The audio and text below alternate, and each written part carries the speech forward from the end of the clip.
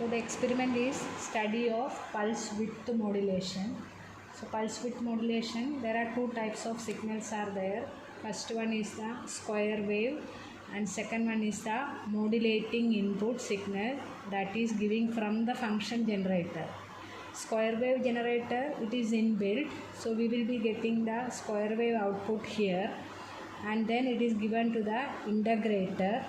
Output of the integrator is a triangular wave, so we can check the output triangular wave we will be getting here, and then it is given to the op-amp, and then modulation will takes place, and the output we will be getting PWM output, that is pulse width modulated output.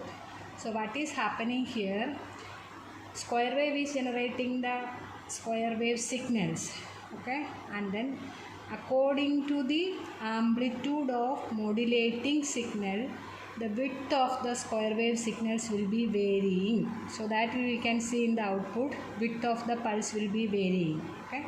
So that is pulse width modulation.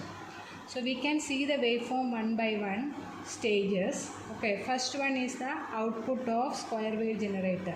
So now we can see in the CRO, that is the final output that is coming here. So we will see the output one by one, step by step, okay. First one is the square wave generator should be a square signal. So we will check it on the CRO.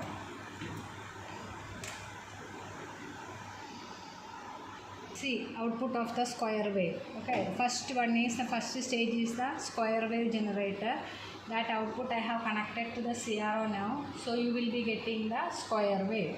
Now it is dotted lines are shown on the circuit diagram, so I will be connecting internal the dotted lines.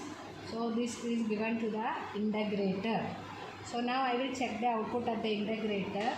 So square wave ka integrator, you will be getting the triangular wave, okay. So we will check the output. So we will be getting the triangular wave. I will show the output at the output of integrator. So you will be getting the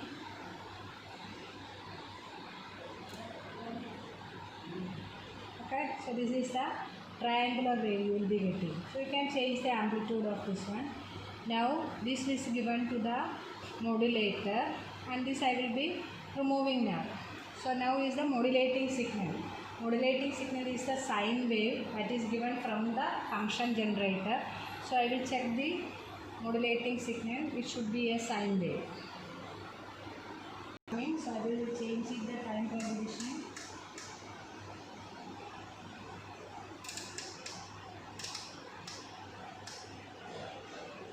So you will be getting the sine wave from the function generator that is given as the input to the modulating signal. So I will be giving that at the place of the modulating input.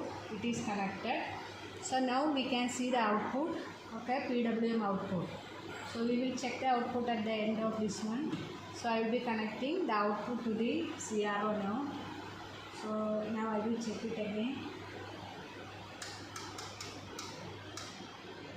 Okay, so you will be getting some output here. So how we can say that it is a pulse width modulation?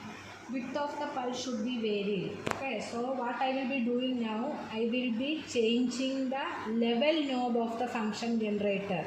By changing the level knob, we can change the amplitude of modulating signal. So I will be changing, I will keep it in the original position. Okay, so now it is in the 0 position. So now you are getting the normal square wave. So I will be varying the level, that amplitude is varying. That means you can see now, see here the width of the pulse, right side width is varying. Again I am changing the amplitude, so again the width is varying. So I will keep it in the maximum level, okay, so that width is varying. Okay, so you can see that one, width of the pulse is varied according to the amplitude. See now it is decreased, okay. So I will be putting the level in the 0 position, that amplitude is 0. Again I will increase the level, amplitude is varying, so that width is increasing. You can see that one, okay. So this is width of the square wave or the width of the pulse is varied according to the amplitude of modulating signal. So that is pulse width modulation. Okay, this is the final output.